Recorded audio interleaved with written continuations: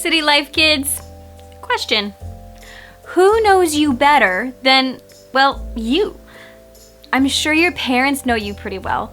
Maybe your siblings or a few friends that you know really well. But no one knows you like God knows you and like you know you. You know your favorite color and food.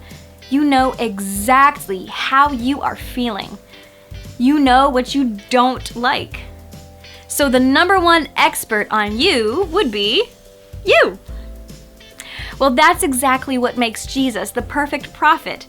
You see, a prophet tells messages from God, and Jesus is God. So Jesus is the only perfect prophet. Jonah was a prophet sent by God to Nineveh to preach a message of repentance. But Jonah did not like the people of Nineveh and wanted God to punish them. So he disobeyed God at first and went the opposite direction. Needless to say, Jonah was not a perfect prophet. Moses was a prophet to the Israelites. God spoke directly to Moses and told him how to protect his people. One day, when the Israelites were in the wilderness without food or water, God told Moses to speak to a rock, and water would come. Instead, Moses hit the rock twice. So, although Moses was a true prophet sent by God, he was not a perfect prophet. In Deuteronomy 18:15, Moses was telling God's people that one day a perfect prophet would come and that they should listen to him. Let's say it together. Deuteronomy 18:15. The Lord thy God will raise up unto thee a prophet from the midst of thee, of thy brethren, like unto me, unto him ye shall hearken.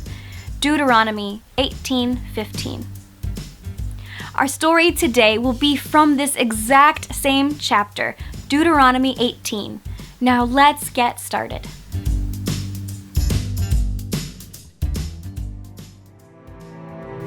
In the Old Testament, Moses led God's people, the nation of Israel, out of Egypt, through the wilderness and toward the promised land.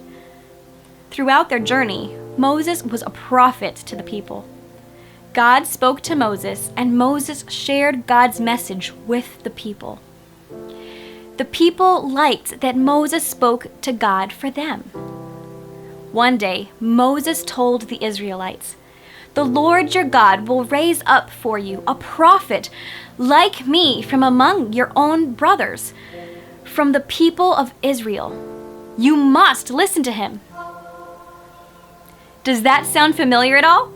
Kinda like our memory verse?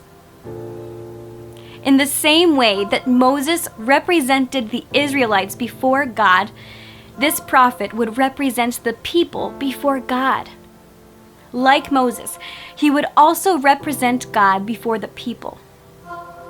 God said, "I will put my words in his mouth, and he will tell the people everything I command him. Anyone who does not listen to my words that the prophet speaks will have to answer to me." God also warned against false prophets. He said, "Someone might come and pretend to be a prophet, but anyone who speaks a false message in my name, who claims to speak for other gods, must be stopped." This was a serious warning.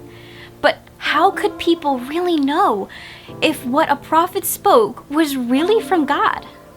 Moses said, "When a prophet speaks in the Lord's name and the message does not come true or is not fulfilled, that is a message the Lord has not spoken." God's words always come true.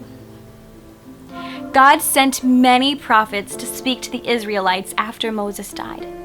The prophets would warn or encourage the people and remind them of God's promises. Sometimes the people listened to the prophets, and other times they ignored or even hurt them. At just the right time, God kept his promise to send a prophet even greater than Moses, Jesus.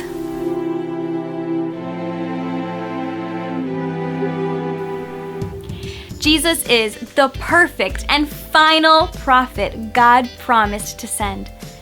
Jesus is the greatest prophet because he not only spoke all that is true, but also perfectly did all of God's commands.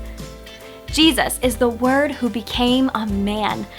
He came into the world not only to tell people God's message, but to bring people to God through his death and resurrection.